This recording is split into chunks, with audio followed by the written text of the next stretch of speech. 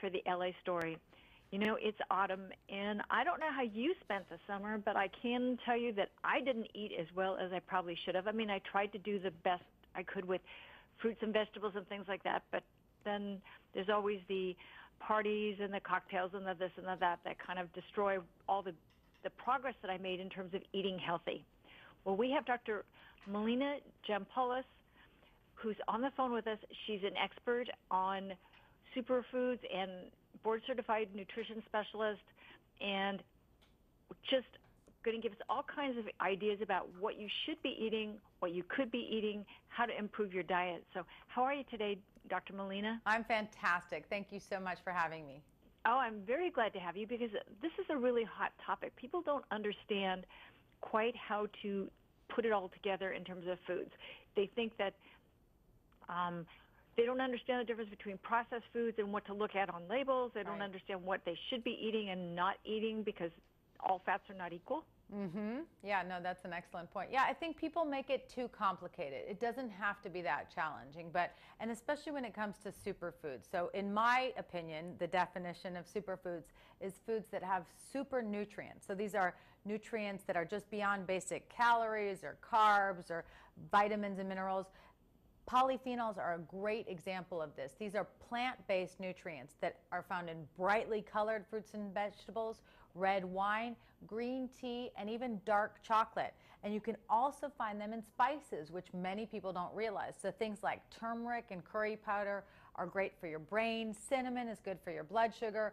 Oregano is good for digestive health and may help your body fight viruses, which is really important as we get into cold and flu season. And omega-3 fatty acids are an essential fatty acid because your body can't make them, so you have to consume them on a regular basis, and they help decrease inflammation in the body, which has been linked to a number of diseases. And best sources are fatty fish like salmon or sardines, but you can also get them from an ultra-pure, high-potency supplement like Omax-3. Oh, that sounds good because I know that people have issues with, eating fish like 3 times a day, like, or even every day. I mean, it gets boring after a while. Yeah, absolutely. And a lot of people, are a little concerned about fish with the toxins and the PCBs and the mercury. So I think if you're not getting fatty fish in particular on a regular basis, a high quality supplement is really an essential part of any healthy diet. Oh, that sounds great because it's easy for people to take a pill or a capsule.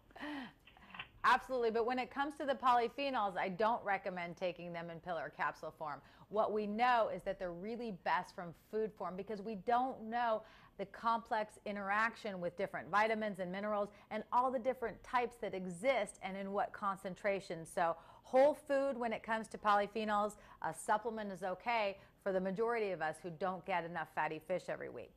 Okay, and in terms of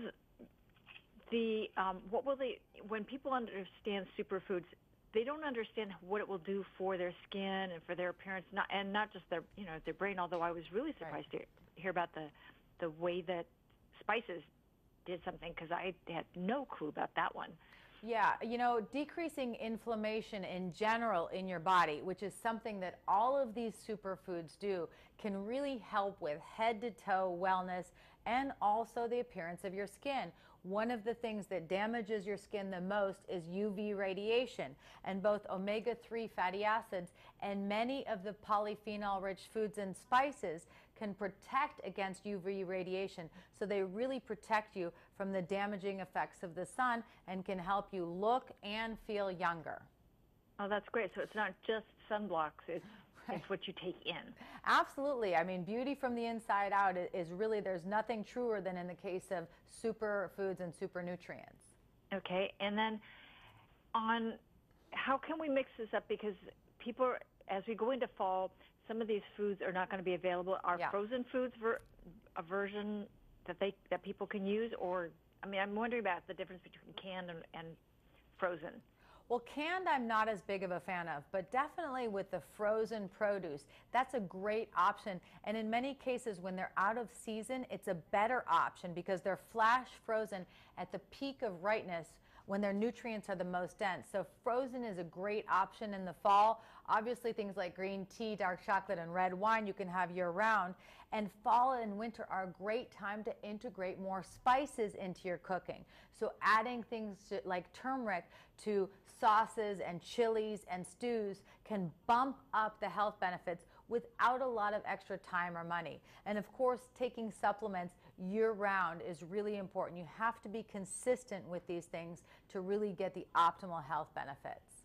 Right, right. And then with people who are into the more protein-oriented diets, which I find really interesting because they seem to, I mean, I know that they look at the difference between complex, well, the carbohydrate issue is a whole when you get into the paleo diet. And people get confused with it, and trust me, I've already talked to enough people about it that I sit there and just go, don't you need all these other, you need these other things besides just heavy protein. Yeah, balance is really key when it comes to optimal health. And don't even get me started on the paleo diet because that's a whole nother discussion. But it really is, there is no question that without optimal fruits, vegetables, whole grains are a great source of antioxidants. So incorporating all of these things in moderation and cutting back on the pro-inflammatory foods like sugar and saturated fat, that's really the key, is finding that balance. Going to either extreme, only a plant-based diet, and not having enough lean protein, or just lean protein and not enough plants, neither is the right solution for optimal health. A more Mediterranean, anti-inflammatory diet is really what study after study shows optimizes health the most and prevents disease. Okay.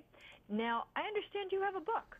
I do. I have two books, actually. My first book is The No Time to Lose Diet. My most recent book is called The Calendar Diet, and it's a month-by-month guide to weight loss, which really focuses on strategic eating for various holidays throughout the year and also seasonal eating. So fruits and vegetables, when bought and consumed in season, taste better, they're more nutritious, and they usually cost less too. So it's a triple whammy when it comes to optimizing your health. Perfect time to talk to you because we're going into Halloween really soon, and that's kind of the doorway to just sliding down that path of just destroying your whatever progress you made. Chocolate is, I mean, there's good chocolate and there's bad chocolate, and dark chocolate is the way to go. Right. So if people had questions, where would they go find you? Well, they can certainly find questions and answers on my Facebook page, Dr. Melina. And if they want to learn more about the high-quality omega-3 supplement that I recommend, they can go to omax3.com. Okay, this sounds awesome. People, we'd like to thank Dr. Melina for her time today. I hope you have a chance to go visit her Facebook page and take a look at her particularly her calendar diet book, because as we start heading into the holidays, boy, does it get hard to be able to eat the right way. But you can do it, and it sounds really easy based on how you've described it, Dr. Melina. It really does. Well, thank you so much. And people, this is Stevie for the LA Story saying see you soon. Bye.